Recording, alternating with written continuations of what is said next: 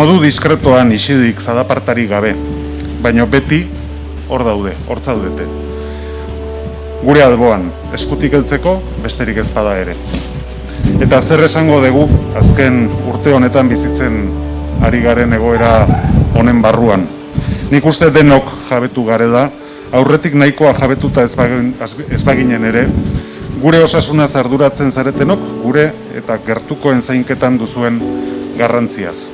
Este es el Año Internacional de la Enfermería, y qué mejor que este reconocimiento a una profesión y a una función social con la que todos, absolutamente todos y cada uno de nosotros tenemos alguna relación en algún momento de nuestras vidas.